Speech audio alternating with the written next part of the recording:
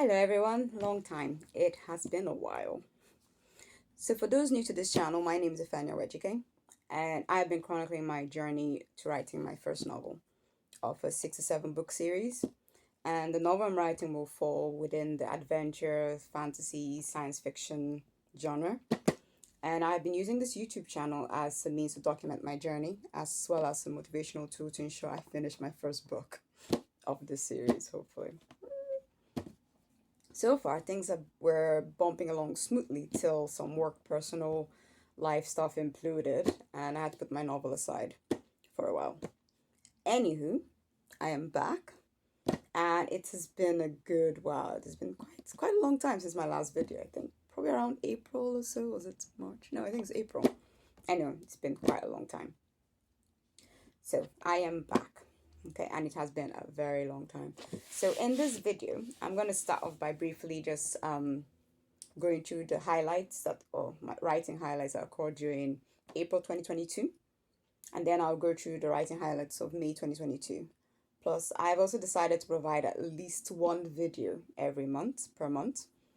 I'm hoping this will help me balance my work, writing, life balance and everything, because I do work as well as do as my writing. So it's a case of balancing all of them. Plus, I have family I have to spend time with. So case of balancing all the various aspects of my life. So I'm hoping by producing one video a month, I'll be able to focus most of my free time to actually write my novel and hopefully try and get this done. Hopefully this year, worst case scenario next year, but I'm aiming to try and get this much done this year. Good. So anywho, and as always, I will provide a list of some of the sources of my inspiration, which we provided in the comment section of this video. I think I go through that as well in the discussion, because I think I also have an Instagram account where I do provide some highlights of things that inspire me on my Instagram account. So usually in the story bit, the bit that's not in the story, like the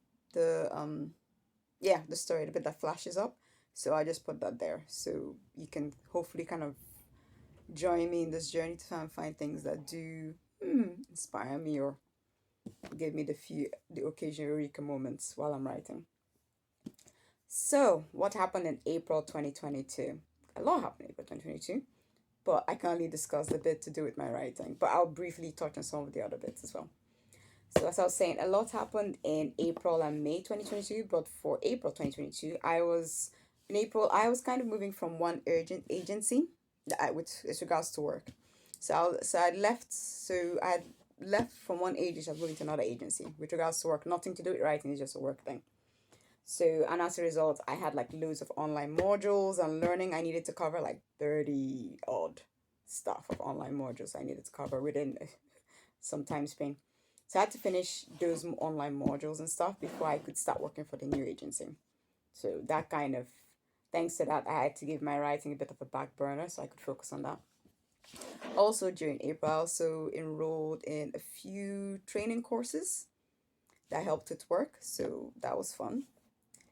And yeah, so that was most of what happened in April.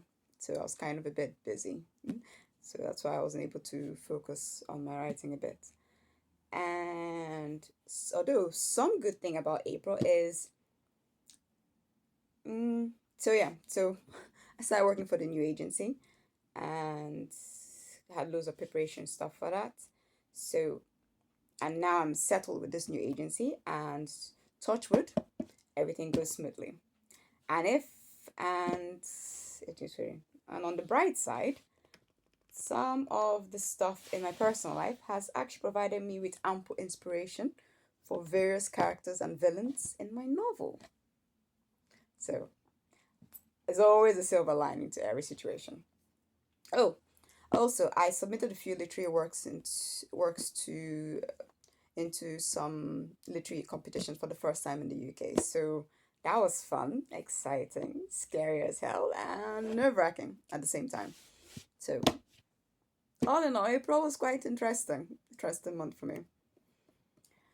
And thanks to that experience, I am thinking of regularly submitting various literary works to various literary competitions around the world especially the Commonwealth. I am interested in, I think, suppose the Commonwealth is kind of the market I am aiming for, to be honest. So, yeah, that's kind of the area. More Commonwealth, Africa, well, mainly Commonwealth areas, kind of focusing on. Now that I've gotten over my initial fear of submitting work to any literary competition, I kind of found a list of other literary competitions around the world that I could submit to, that I can qualify to submit to as well. So, yay! So what else happened in April? Okay, since my last posting, I think I in April, I had mentioned I was going to attend a 24-hour virtual retreat hosted by the London Writers Saloon. So that I did do.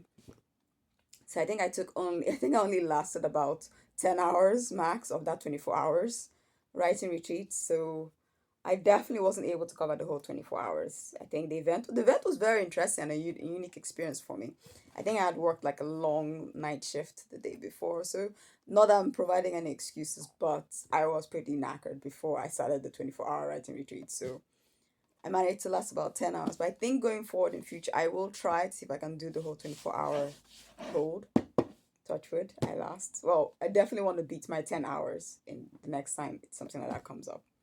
But that experience was actually quite unique and interesting. It was good writing with other people, so it kind of felt a bit communal. Although I do prefer writing on my own, so it's kind of this is a nice experience, all in all. And during that 24 hours, during that writing retreat, I was able to finish a flash fiction and plan out a short story, which I was hoping to provide to submit to some competition. So that was a very useful event for me because I was able to write out a flash fiction, and I think previously I had written out the poem, so I was able to submit those, which was good. Yay! And yeah, so and then I also started working on a short story during that virtual retreat, which was good. I also got some quality work done during that session, though it was hard for me to stay the whole 24 hours after like a 12-hour shift earlier, which I did mention before. Personally, I'm more of a lone wolf when it comes to creativity, and even when it comes to even from a young age, I've always done stuff on my own when it comes to creating stuff. I think it's just easier for me to just get into that world and avoid distractions when I'm on my own. Although I do find occasionally it's quite good to relay ideas or bounce ideas off other people now and again. But that's a case when I've already formulated what I want to do. Like I already have a structure, a plan, and a goal with what I want to do, and then it's just a case of bouncing off ideas of someone else in case there's anything else that could be added on to refine the idea or maybe help me see my idea from a different perspective type thing. So yeah, that's pretty much how that retreat went. And I said, so going back to bouncing ideas off people. So I think I tend to do that if I'm curious to hear a different perspective on the matter. So like, I definitely enjoyed the session, the writing retreat session, and it would be interesting to attend another virtual event, hopefully for less than 24 hours, because I wasn't able to do the 24 hours thing. So, yeah. However, in hindsight, I think I do most of my writing when I write alone. It's, yeah. So I think I might return to those solo writing sessions. Although I do find the group because with the London the London Writing Saloon, they do have like various 1 hour blocks of group writing. So there's 8 o'clock UK time, 1 o'clock UK time, 4 o'clock UK time, and 9 o'clock UK time. So you can attend any one of those sessions. So yeah, I usually try to attend at least one, if not all, on my days off. But lately, I've not been having many days off. So we'll see how that goes. So I think I've tried to use because they also have like a 24-hour cabin session where you can just go in, and it's kind of like a virtual cabin, so you just can write to your heart's content. So I have used that occasion and I found that really useful as well. So yeah, I've already mentioned I plan on providing at least one YouTube video a month. This is so I can focus on my writing and meet a few looming deadlines that are approaching. Yeah, so And I've also enlisted in a few writing literary competitions. I've already mentioned that. And I'm hoping to scale down my YouTube videos at least one clip a month. Just to help me balance my work life and studies and research for my novel type thing. Okay. However, I do frequently share different muses or inspiration for my work via my Instagram page, which is Ifeanyiowejike at Ifeanyiowejike, so check it out. It's pretty much my first name, my last name together, and it's on Instagram. So I usually provide it on my page, so you can see different things that inspire me from the likes of various food that can inspire me on different ideas of how you could create a world, which is pretty much like a food, but yeah, I don't know. So, see how that goes. So, what happened in May 2022?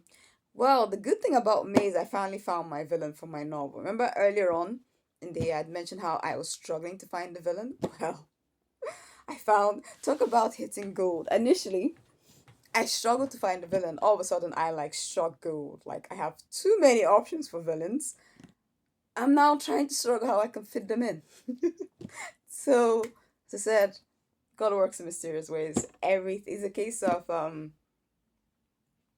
you wait for a bus and then three arrive at the same time kind of scenario. That's what's happened with me with regards to villains. So the clue for my villains is Karens. Remember in 2022, in 2020, or was it 2021? Yeah, it was 2020. Yeah, it was around 2020 when there were loads of clips and videos on Facebook about Karens. Apparently, about Karens, various Karens on YouTube and them misbehaving, they were recorded misbehaving. So apparently, according to Facebook clips and Urban Dictionary, a Karen is a slang for an obnoxious, angry, entitled, and often racist middle-aged white woman who uses her privilege to get her way or police other people's behaviors. So, and it's pretty one of my villains is going to be a Karen. So there are loads of YouTube clips on different Karens behaving badly. So I thought I might as well use it. I'm seriously surprised I hadn't used such a character as inspiration for a villain ages ago. To be honest, I'm an ethnic minority. I have encountered loads of Karens in my lifetime, but for some reason it didn't struck me. Ooh, I could write one as a villain, but anyway. Well, I suppose part of me thought it would be a bit too obvious or overdone because there's so many films, novels, books that have kind of used Karen type characters. So I kind of thought mine wouldn't be any different or unique, but I suppose if I'm writing it, I suppose, well, we'll see.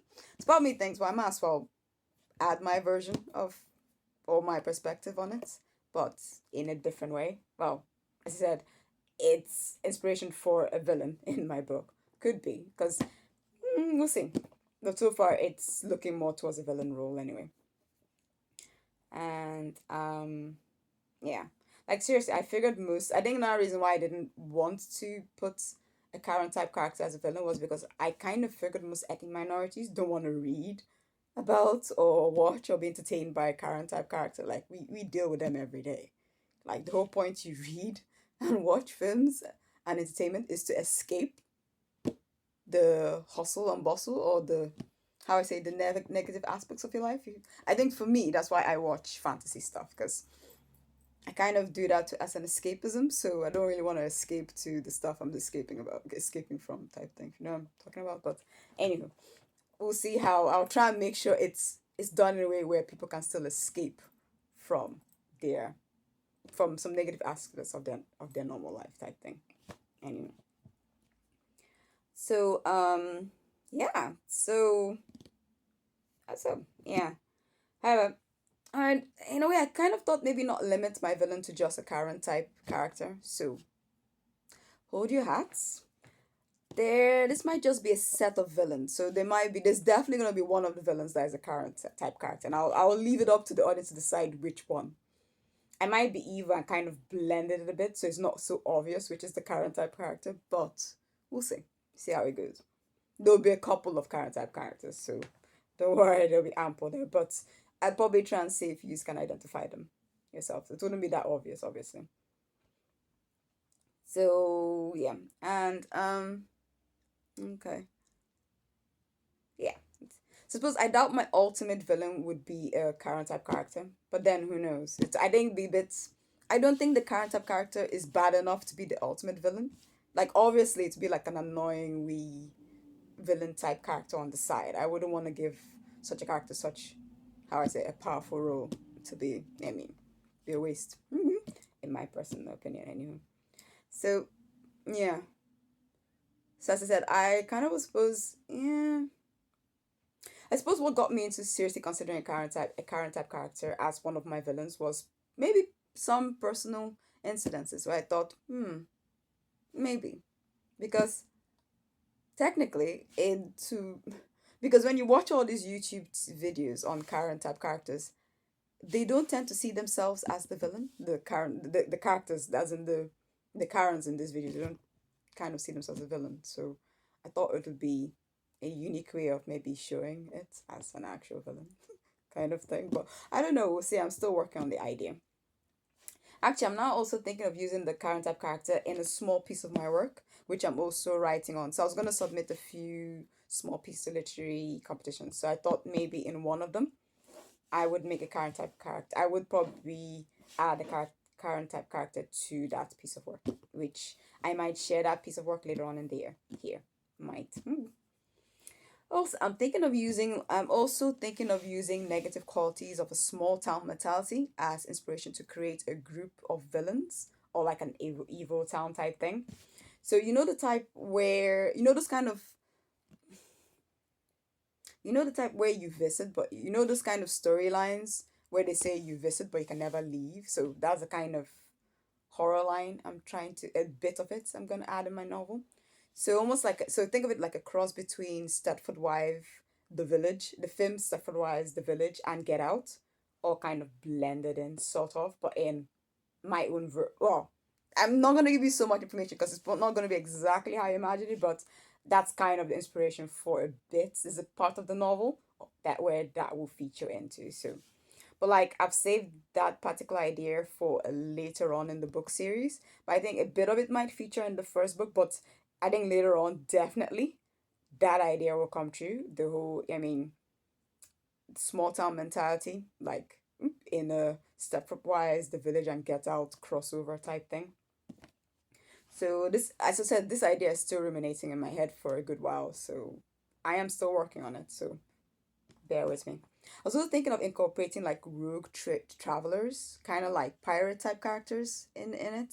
You know, like the thieves, scoundrel types. That's with unscrupulous, like the types, the unscrupulous, two-faced characters. Well, chancers kind of people in as some other villain type people in the background. So still working on it.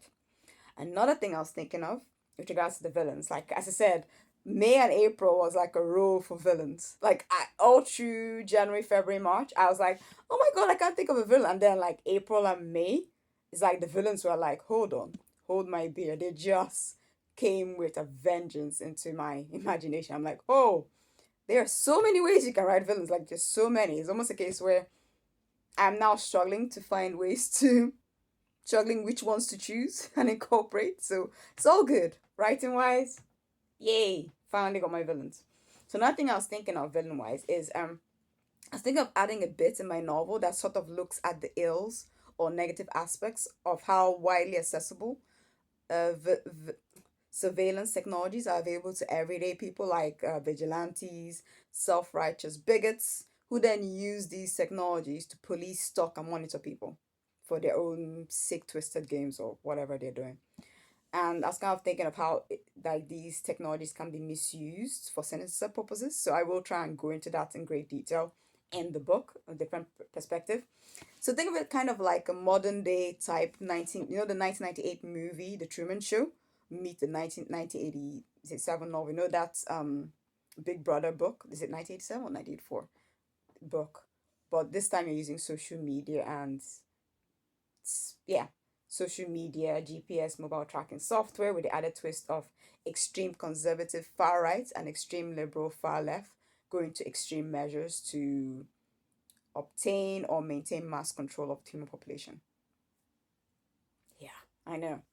So technically, it's a case of in the likes of the Truman Show and Truman Show, it was kind of like all for entertainment, where the guy was being monitored and whatever controlled.